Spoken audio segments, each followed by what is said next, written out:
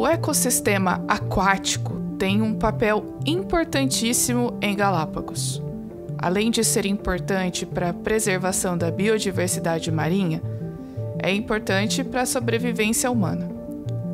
Além de abrigar milhões de espécies de animais, vegetais e micro-organismos, retiramos dela nosso recurso mais indispensável, a água. Além da importância ambiental, os ecossistemas aquáticos são muito importantes para sustentar a economia e sobrevivência de famílias que dependem das atividades pesqueiras para sobreviver. No entanto, esse ecossistema é muito vulnerável, especialmente pela ação do homem. Pesca predatória, aquicultura e poluição têm posto em risco os seres vivos desse habitat. Aqui em Galápagos, toda a comunidade depende direta ou indiretamente desse ecossistema. O turismo de cruzeiros, o translado entre as ilhas, os passeios das agências de turismo, os restaurantes que fazem os pratos típicos com pescados, as pesquisas científicas. São todas atividades que envolvem a economia desse lugar incrível. Nesse episódio, vamos entender a dinâmica desse ecossistema e de que forma ele está sendo impactado pela presença do homem. Meu nome é Maura Brandão e eu sou a coordenadora do Origins Museum of Nature e esse é o podcast Descobrindo Galápagos.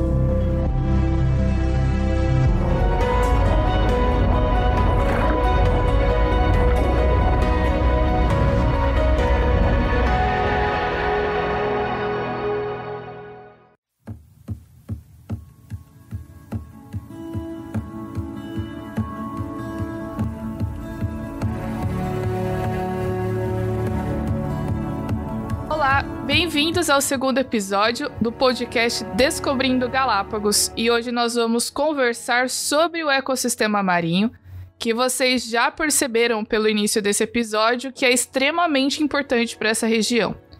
Nós temos aqui conosco uma convidada muito especial. Eu estou com a Edila Cruz, ela é formada em Biologia pelo UNASP, Campo São Paulo, pós-graduada em Psicopedagogia Clínica. Ela também é professora de Biologia lá no Colégio Adventista da Faculdade Adventista da Amazônia e diretora do Geoscience Research Institute, que é o GRI, para a União Norte Brasileira. Edila, seja muito bem-vinda aqui no nosso podcast. Que alegria ter a oportunidade de conversar com vocês. Falar sobre ecologia é sempre muito agradável. Falar sobre Galápagos, então, é fantástico, justamente por conta de toda a biodiversidade que tem nesse local. E é muito bom estar aqui com vocês. Legal, Edila. Bom, eu já vou te adiantar que a gente vai ter outros assuntos aí que tem a ver com biologia, então pode ser que você volte para participar outras vezes. Já deixo até avisado aqui. Pode deixar que eu já estou me preparando para esse momento. Então, vamos começar então com o nosso assunto, porque eu fico pensando, né? Eu acho que todo mundo que é acostumado desde pequenininho na escola, e a gente sempre aprende sobre o lugar onde os animais vivem, né? O famigerado habitat. Então, é muito importante a gente falar disso, porque mesmo sendo um assunto bem básico, ainda tem gente que tem dúvidas. A gente sabe que existem os animais terrestres, os aquáticos e aéreos, por exemplo. Mas e aqueles animais como o jacaré que a gente tem aí no Brasil, aí na Amazônia, no Pantanal, que vivem em dois ambientes? Como que a gente pode classificar, Edila, esses animais? Beleza, Maura, vamos começar do início. Todos os locais imagináveis do planeta Terra são habitat para alguma espécie. Essa palavrinha, ela vem do latim, e se a gente fosse traduzir, ela poderia ser traduzida como ele habita ou ele mora. Então, a gente está falando de um local que oferece condições ideais de sobrevivência para determinadas espécies. Existem, assim, pelo menos 2 habitats. Se a gente fosse começar a falar sobre eles aqui agora, a gente vai poder dar uma infinidade de exemplos, que é o terrestre, né, aqueles de terra firme, e os aquáticos. Podem ser marinhos e também de água doce. Os jacarés, eles são terrestres, terrestres, né, com pele organizada em placas grossas que impedem a perda de água, os ovos também que eles colocam lá no período de reprodução, tem câmera cheia de líquido que impede a dessecação. Contudo, eles têm uma fisiologia no sistema circulatório que permite uma adaptação para uma vida aquática. Assim como as aves, que também podem estar no ambiente aéreo, por conta das adaptações anatômicas que elas têm no voo. Para voo, né? O bico, as penas, o formato dos ossos na parte peitoral. Então, são adaptações que permitem essa passagem aí por esses ambientes. Muito interessante. Inclusive, aqui em Galápagos tem muitas aves marinhas, né? Então, a gente fica pensando, a ave marinha, ela vive no mar, ela vive no ambiente terrestre, ela voa. Eu acho que é mais também pelo fato de que esses animais dependem muito do mar, né? Eles se alimentam, eles tiram a comida deles, muitos moram na beira, ali nas rochas, fazem seus ninhos muito próximos. Então, é bem interessante a gente falar sobre esse tipo de classificação, né? Verdade. Agora, eu acho que a gente poderia aproveitar a oportunidade, então, e a gente citar alguns animais marinhos que são famosos aqui de Galápagos. Uma das coisas que faz Galápagos ser muito interessante é o fato de que, assim, tem muitos representantes e de várias classes de animais que têm hábitos marinhos, né? Alguns dos exemplos a gente vai citar aqui, e você pode também conferir nos posts do Instagram do museu. Inclusive, se você ainda não segue a gente por lá, não perde mais tempo, vai no Instagram, pesquisa por Origins Galápagos, origens em inglês, né? Origins Galápagos, e pode stalkear um stalk do bem no nosso Instagram e fuça em todos os nossos posts, porque esse stalking é o bom, tá bom? E lá a gente tem várias imagens com os animais daqui e você consegue visualizar melhor. Mas, enfim, é lógico que, aí voltando pro assunto dos animais marinhos, né, a gente pode citar aqui os peixes, como o tubarão-martelo, que inclusive tem uma ilha aqui no arquipélago que chama Wolf, que é um lugar onde só pode ir mergulhador ou alguém que vai fazer pesquisa. Não pode ir lá tour com agência de turismo, nem nada. E é um dos únicos lugares do mundo onde você pode encontrar grupos de tubarões, de centenas de tubarões martelos juntos. Tem umas fotos na internet que é sensacional. Então você consegue achar aqui tubarão martelo, tubarão branco, as arraias, um peixe bem famoso aqui que é o brurro, a lisa. Agora, indo para a classe dos répteis, a gente tem as famosas iguanas marinhas, que é o único lagarto do mundo que vive no mar, né? A gente tem também mamíferos como o leão marinho, que é endêmico de Galápagos. Inclusive, assim, a gente tem também outras espécies de aves, e o mais famoso deles é o piqueiro de patas azuis, né? Que é uma ave marinha que tem as patinhas azuis, que são muito lindos. Tem também os pelicanos, tem a fragata, que tem aquele papo vermelho, né? O macho que tem aquele papo vermelho para aparecer e chamar a atenção da fêmea, enfim. São animais que são endêmicos de Galápagos. E esse termo endêmico, quando a gente fala dele em ecologia, significa que são espécies que são encontradas apenas aqui. Você não encontra naturalmente em nenhum lugar do mundo. Agora a gente vai falar mais um pouco sobre ecologia e explorar os tipos das relações, então, que existem entre esses animais, lógico, focando no ecossistema aquático. Antes de tudo, eu acho muito importante a gente definir alguns termos nesse tipo de ambiente da comunidade marinha. Então, de acordo com a capacidade de deslocamento, a gente tem aí, né, Edila, aqueles animais que são bentônicos, os planctônicos e os nectônicos também. É isso aí, Maura. Então, aqueles que são plantônicos, ou os plânctons, eles são formados por seres microscópicos, autótrofos e heterótrofos, como animais ou algas, e eles se deslocam passivamente pela água. Então, como que é isso? Eles são levados pelas correntes. E eles podem ser divididos em dois grupos. Aqueles que são fotossintetizantes, né, que são autotróficos, que a gente chama de fitoplâncton, que são extremamente importantes, porque além de ser base para a cadeia alimentar marinha, eles também produzem o oxigênio que a gente respira. E aqui a gente já vai aproveitando para falar, Maura, para acabar com aquele mito de que a Amazônia é o pulmão do mundo. Na verdade, isso é muito sério, porque tem muita gente que reproduz isso e não sabe que isso é errado na biologia, né? Pois é. Na verdade, quem produz todo o oxigênio, a gente já aprendeu. Não é a Amazônia. Não é a Amazônia. E aí, dentro dos plânctons ainda, que são aqueles que se deslocam passivamente, que são levados pela corrente, a gente também tem o zooplâncton, que são animais microscópicos, como os crustáceos bem pequenininhos. Aí a gente pode citar o crio, que é comida de baleia lá do Polo Norte, por exemplo. Inclusive, Edila, tem um fenômeno que acontece aqui em Tortuga Bay com relação ao plâncton, que é legal citar, porque tem alguns dias, tem algumas épocas que a gente vai pra lá e a gente vê umas manchas bem marrons, assim, na praia, né? E aí, às vezes, você pode olhar e até pensar assim, mas, gente, como assim? A água tá suja? Porque a água é azul, é maravilhosa, né? Você já esteve aqui. Você conhece Tortuga Bay. Eu não esqueço essa água azul. É inesquecível, né? E aí, de repente... Inesquecível. De repente, você vai lá na praia e você vê aquela coisa toda marrom. E assim, é um esquema meio feio, né?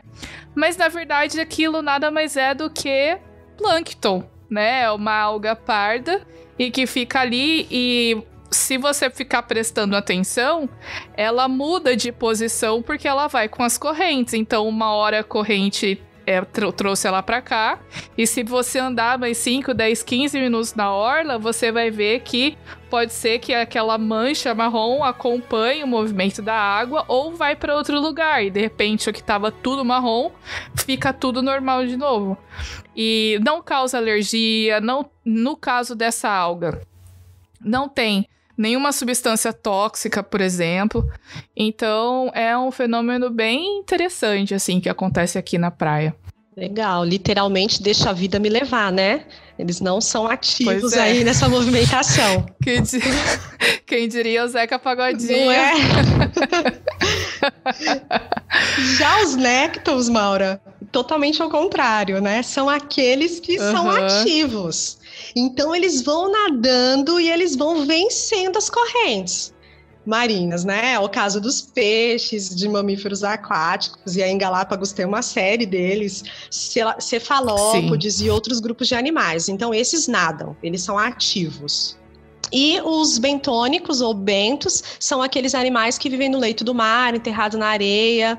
Eles podem ser sésseis, como alguns tipos de quinidário, as esponjas, as estrelas do mar. Então, esses aí são aqueles que vivem enterrados na areia. Isso é muito interessante da gente saber os papéis que esses animais desempenham aí nesse ecossistema, porque isso tem ligação direta com as relações entre eles. E aí a gente já pode começar a falar agora, lógico que aqui não é uma aula de biologia, por mais que pareça, mas a gente pode falar rapidamente do conceito de cadeia alimentar, por exemplo, né?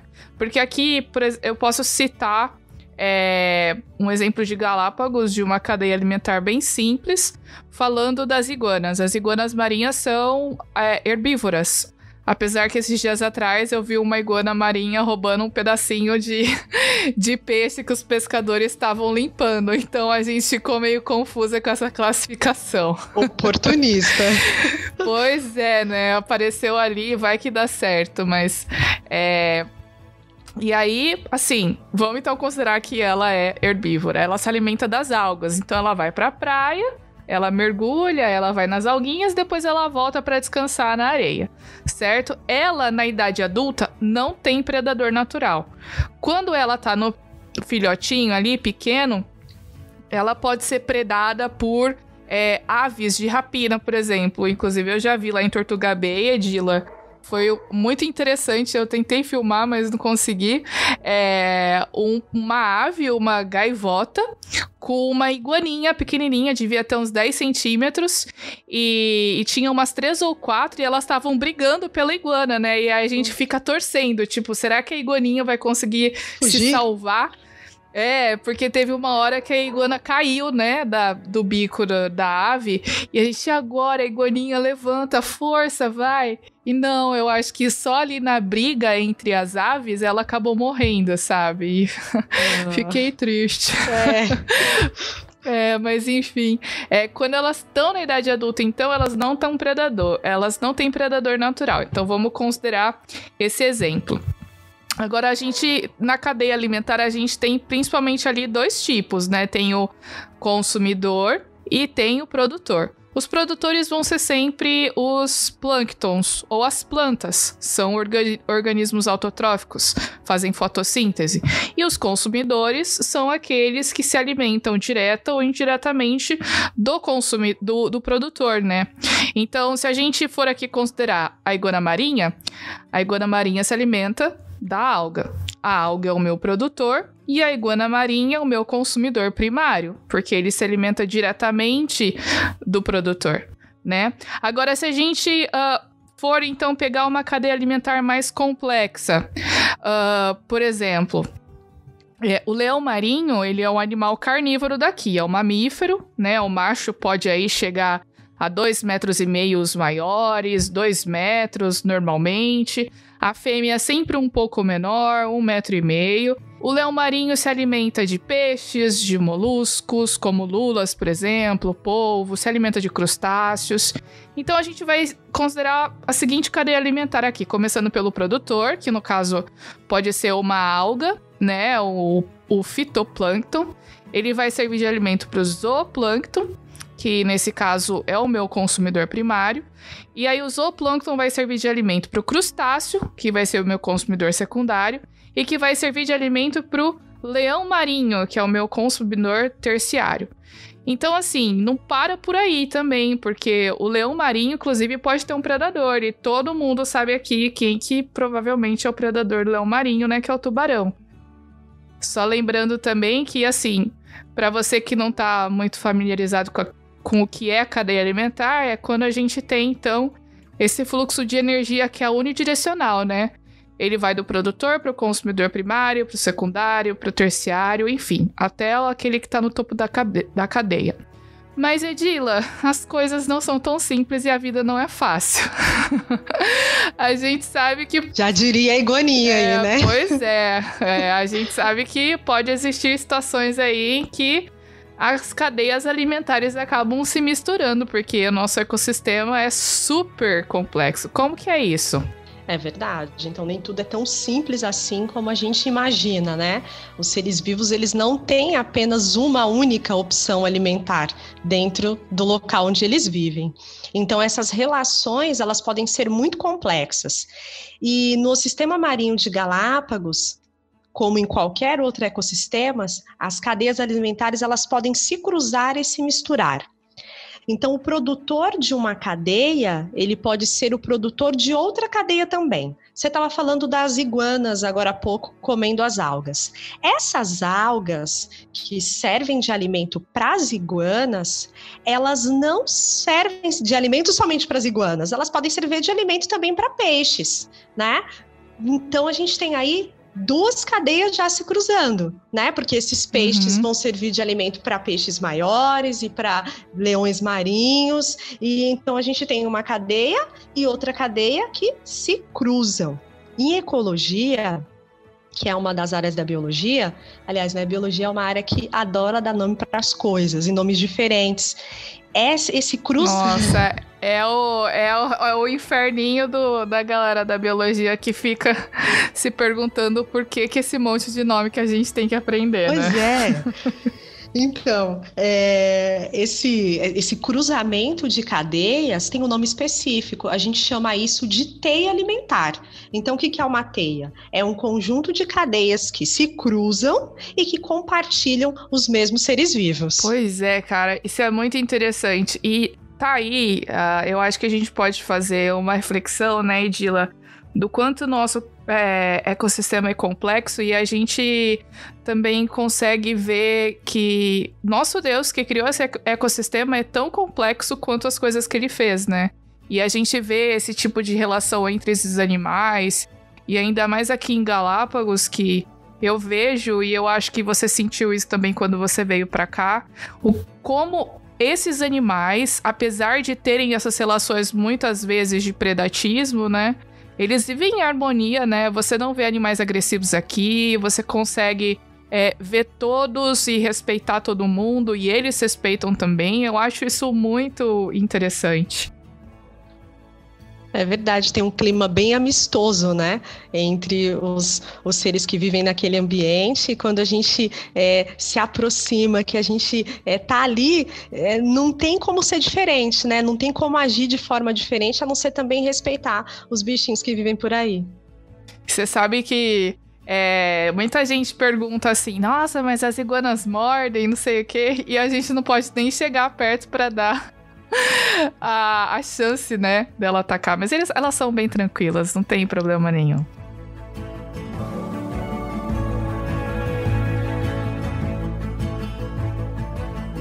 Eu acho que, além da gente entender, então, toda a importância dessa interação entre os animais e o ambiente, também é importante a gente ressaltar o impacto da presença do homem aqui.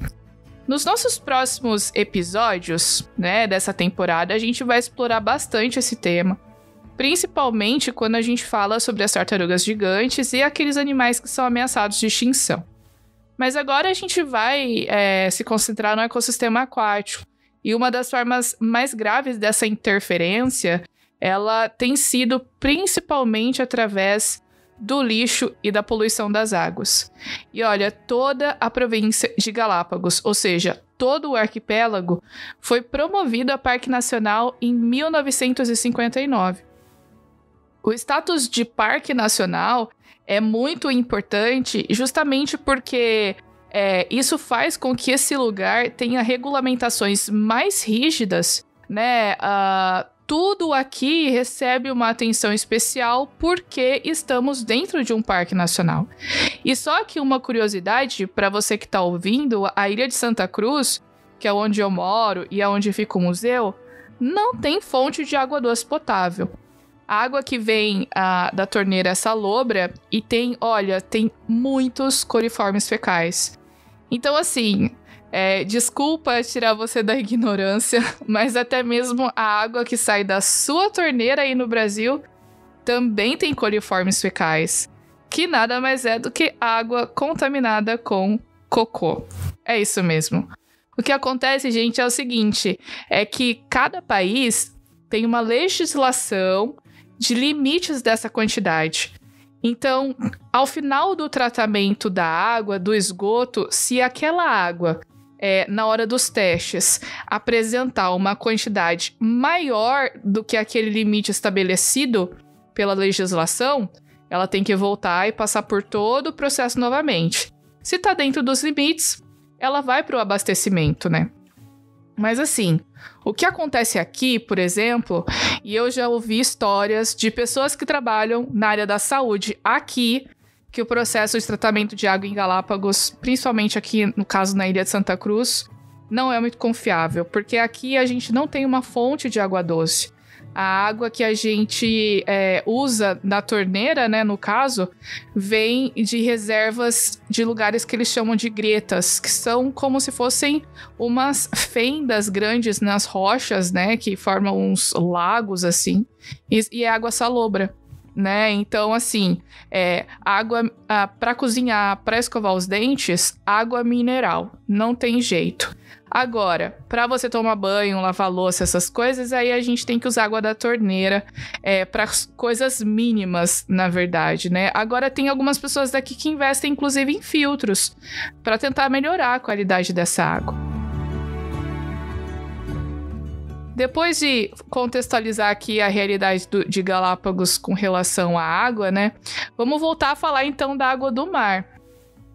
Ao longo dos últimos anos, Galápagos tem sofrido com um derrame de combustível. Inclusive, ano passado teve um acidente aí em que foi liberado aí vários barris de combustível no mar. Inclusive tem um vídeo no YouTube, você pode procurar aí, foi na ilha de San Cristóbal. E também tem um problema muito grave com o plástico. Uma quantidade de lixo enorme chega aqui nas ilhas. E assim, eu já vi na praia, e tava na praia, e de repente eu vi uma garrafinha de água boiando na água, e quando eu vi tinha um rótulo da China. Então, a gente sofre com lixo que atravessa o mar, todo o Oceano Pacífico e chega aqui até Galápagos. Então, é um problema muito complicado e muito sério. Agora, Edila, a gente sabe que isso tem muitas consequências, principalmente para a vida marinha. Quais consequências a gente pode conversar aqui que tem esse impacto do lixo nesses ecossistemas? Esse é um problema sério, bem sério mesmo, e é um crime com todo esse ecossistema incrível de Galápagos. Mas a gente sabe que não é um problema exclusivo daí. Eu estou aqui no ecossistema amazônico e a gente percebe também a degradação desse ecossistema, né? E eu acho que a gente pode falar, então, das consequências produzidas por 2 tipos de poluição. Vamos começar pelo plástico, então, que você disse que é um problema sério aí em Galápagos também. A gente não sabe realmente quanto tempo esse plástico ele demora para desaparecer na natureza. Então, basicamente, a gente pode considerar que ele vai ficar para sempre no local onde ele está, a menos que ele seja recolhido para ser reciclado. Restos de plásticos, então, eles são ingeridos por esses animais marinhos, né? As tartarugas, as iguanas, os leões marinhos, né? Os piqueiros. Eles confundem todo esse plástico com alimentos e com ovos de outras espécies, e isso dá um problemão para eles, né? Atualmente tem crescido também, Maura, a preocupação com os microplásticos. Algumas pesquisas apontam os riscos à saúde relativa à poluição gerada por esses microplásticos. O microplástico é esse plástico que chegou ao mar de alguma forma, você falou aí de garrafas vindo da China, né? Por sofrer choque mecânico, ele pode ir se fragmentando em pedaços menores. E tem uma pesquisa que foi realizada lá na Alemanha, no Instituto de Pesquisa de Sistemas Ambientais, que apontam uma coisa assim terrível, que esse microplástico, ele pode ter a capacidade de absorver produtos tóxicos que já estão no oceano. Olha pesticida, só. Metal pesado, outros poluentes orgânicos persistentes, e isso traz danos à saúde e à biodiversidade, assim, de uma forma muito maior ainda do que somente o plástico. Então, aquele assunto que a gente estava comentando agora há pouco, de cadeia e teia alimentar, tem tudo a ver com esses microplásticos, porque olha só, animais, eles vão se alimentar de plâncton que está contaminado. Esses peixes que se alimentaram de plâncton que está contaminado servem de alimento para peixes maiores. Sim. Então, a propagação da intoxicação vai se dando ao longo da cadeia. No final da vai se acumulando de um nível para o outro, né? Exatamente. No final da cadeia, quem está lá? O ser humano, que se alimenta de peixes maiores e aí está ingerindo o microplástico e os poluentes que foram se acumulando ao longo da cadeia. Entre problemas que estão relacionados a essa intoxicação, a gente pode ter disfunções hormonais, disfunções imunológicas, neurológicas, reprodutivas. Então, uma hora assim, urgente, nós temos que repensar e pensar formas de diminuir o uso do plástico no nosso dia a dia. Tem formas de reciclagem, de reutilização e formas de não utilização. Eu acho que isso é muito sério, né? Tipo, por mais que a gente tenha uma ideia do que possa acontecer, não tá provado ainda, tipo, esses microplásticos, qual é o real impacto deles na nossa saúde, né? Então, é muito complicado esse tipo de assunto e muitas vezes a gente não entende que a nossa atitude individual, ela pode ter um impacto no todo, né? Porque começa por mim, e aí você vê que eu tô mudando, você vai querer fazer igual, depois o outro vai querer fazer a mesma coisa, E aí, assim, a gente vai influenciando todas as pessoas para fazer mudanças, né? Então, isso é muito importante. A gente tem mania de achar que uma ação pequenininha que a gente faz não gera um impacto, mas gera sim, né? Se cada pessoa do planeta fizer uma parte, mesmo que seja pequena, o todo vai ser beneficiado. Isso não é coisa de biólogo ecochato, tá bom? Somos biólogas, mas a gente afirma essas coisas verdade. baseados em dados. Vocês estão vendo aqui que a gente tá mostrando dados, a gente não tá inventando. Então, acredita na gente. Então, assim, aqui em Galápagos tem um programa de resíduos sólidos que é muito interessante.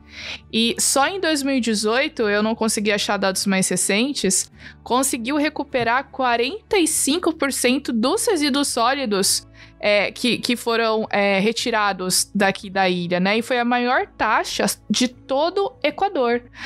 Uma parte foi enviada para o continente, como plástico e as embalagens de vidro. Aqui não tem embalagem de refrigerante, de água, muitas, né, com aquele lixo, com aquele plástico que é reciclável. Muitas embalagens são retornáveis, então isso ajuda a diminuir bastante.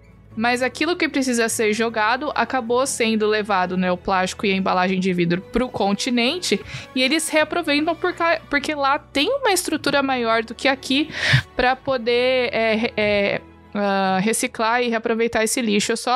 Antes de passar para frente, eu acho que tem uma coisa muito interessante aqui sobre o lixo, e eu quero falar bem rapidinho aqui, é que eu sempre falo quando eu faço lives com os colégios, né? Inclusive, nesses últimos meses, eu já consegui falar através desse projeto das lives do museu com mais de 20 mil alunos, e eu sempre falo isso, que aqui em Galápagos tem uma consciência muito grande a respeito de conservação. E eu sempre dou o exemplo dos lixos que a gente tem aqui. Eu não sei se você lembra, Edila, que a gente tem 3 tipos de lixos. Tem o lixo azul, o lixo verde e o lixo preto. O lixo azul é aquele que só vai coisa reciclável. E eu tenho aqui em casa 3 tachos, né? Então o azul é reciclável e passa em determinados dias da semana, tipo segunda, quarta e sexta. Aí tem o lixo orgânico, que é o saco verde, que é resto de fruta, casca, resto de comida, né? E que passa todos os dias de manhã. E tem aquele lixo preto, que é lixo que não é nem reciclável e nem orgânico, que é lixo do banheiro, por exemplo. E aí a gente coloca no saco preto, que também passa pegando todos os dias. Isso facilita muito o tratamento dos resíduos. Então, é um negócio muito interessante que tem aqui. E eu, quando voltar para o Brasil, com certeza vou reproduzir na minha casa. Isso realmente é bem legal, né? Se a gente conseguir propagar essas boas ideias e aplicar, né, no local onde a gente está, nossa, a gente já vai colaborar bastante. Se cada um for bem consciente em cuidar do planeta, né, a gente vai ter um ambiente bem melhor e preservar essas espécies aí. Com certeza.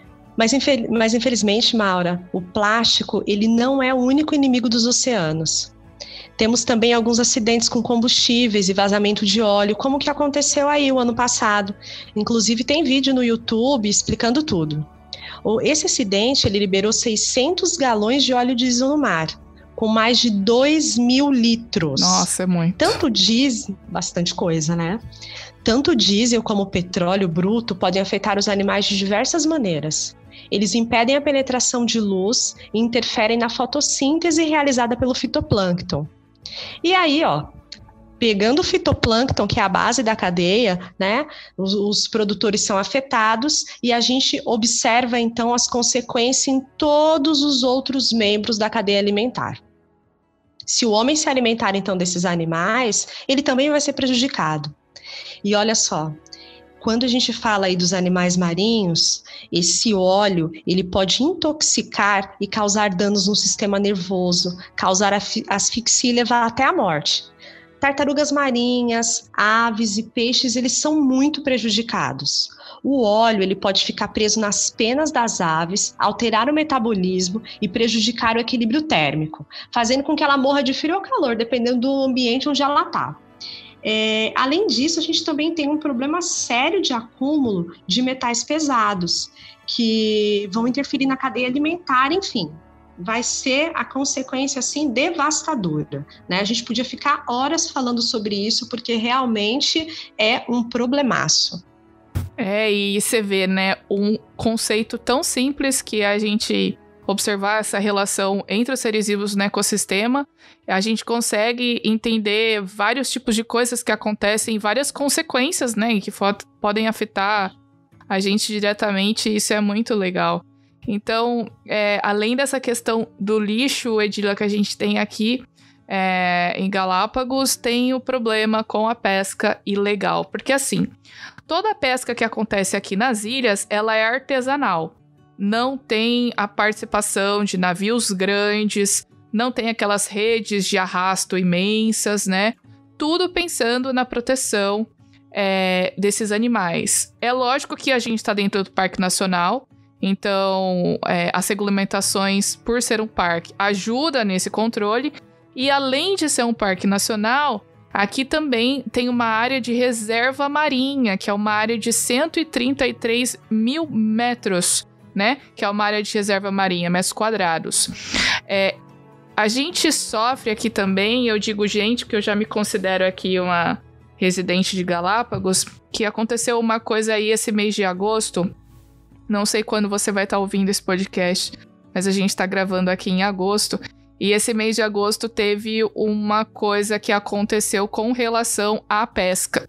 Porque foram identificados foi identificada uma frota de 260 navios chineses bem no limite dessa reserva marinha de Galápagos. E aí você fala, Maura, mas navio, né? De boa. Gente, esses navios são gigantes. Eles são verdadeiras fábricas, porque eles não só pescam, eles limpam os peixes, eles processam esse peixe e o peixe fica pronto para comercialização.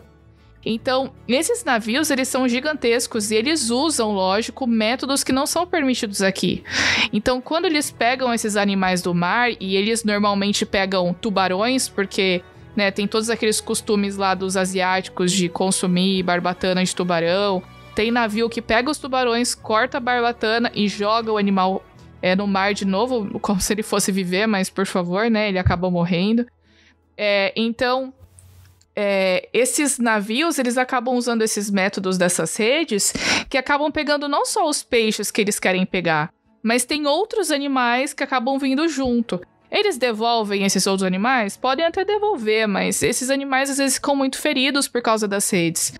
Sem falar que muitos mamíferos, por exemplo, leão marinho e répteis como tartaruga marinha, acabam ficando presas nessas redes e podem até morrer afogadas, porque precisam voltar para cima para respirar, e como ficam presas nas redes, não é possível, né?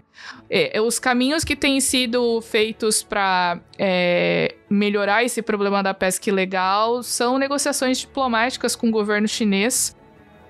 Tem dado certo, pelo que eu tenho visto, mas ainda assim a gente sabe que existe uma campanha aí para aumentar a área da Reserva Marinha de Galápagos. Isso depende de outras pessoas também, né?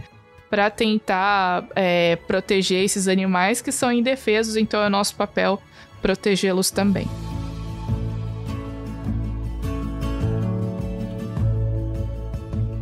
Agora, já chegando no final do nosso episódio, eu acho muito importante a gente refletir o nosso papel frente a esses problemas, e como a gente já falou, né? A diferença, a atitude tem que começar pela gente, porque a gente vai influenciar outros, né? E o que a gente faz tem relação direta, tem consequência direta no ambiente. Então a gente precisa ser muito consciente disso, de que a gente tem um papel de proteger essa casa que foi feita para nós. Agora, Edila, aqui no nosso podcast a gente sempre termina com uma recomendação. E eu queria pedir para você dizer aí algumas coisas pra gente encerrar.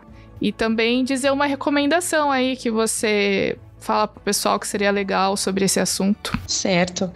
Primeiro que foi muito legal falar com vocês, bacana. E eu queria que você, então, pensasse aí nos próximos dias, para um minutinho, observe os detalhes do ambiente onde você está. As flores, as árvores, os insetos, os pássaros. Talvez eles não sejam seres vivos únicos como os de Galápagos, né? Não seja um piqueiro de patas azuis ou uma iguana negra, mas pode ter certeza que eles são incríveis e eles merecem ser preservados. Eles merecem ter um local agradável para viver e você também. Então, a minha dica de documentário aqui para vocês, vou deixar um documentário, chama Nosso Planeta, tá no YouTube, tem no Netflix também, que é para você se encantar com a diversidade dos habitats. Quando você assistir esse documentário, eu também vou deixar aqui outra dica. Exercite a sua criticidade e o seu poder de análise, porque esse documentário ele tem alguns conceitos evolucionistas, então vale a pena você exercitar a sua criticidade quando você assisti-lo, tá certo? Isso é muito importante, né? A gente, aqui nos nossos podcasts, tem focado na cosmovisão criacionista e a gente vai fazer um episódio só sobre o que é criacionismo pra gente discutir melhor isso, mas é bom, né, Edila, como você falou, a gente assistir esses documentários com senso crítico, com a anteninha ligada pra pensar, né? Será que foi desse jeito mesmo? Será que é isso mesmo? Pra ter esse poder de criticidade, como você disse, né? É muito legal. É verdade. Eu quero recomendar aqui um episódio de uma série documental da Netflix, que é o History 101. E eu não lembro como que tá em inglês, como que tá em português, mas em inglês é History 101, deve ser História 101, que tá na Netflix também. E o episódio 4, são episódios curtos de 20 minutos, que fala sobre a história do plástico. E fala algumas dessas questões que a gente falou aqui do acúmulo, da dificuldade para desaparecer e todas essas coisas que a gente comentou.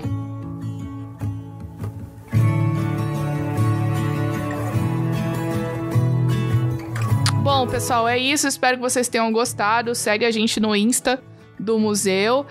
Edila, qual que é o seu Instagram? Fala pro pessoal aí, pra quem quiser te seguir no Insta. É @EdilaCruz. Olha só, simples. Edila Cruz. O meu é @Maura A. Eduarda, tem 2 As. Então você pode seguir a gente por lá também. E a gente se vê no próximo episódio. Até lá!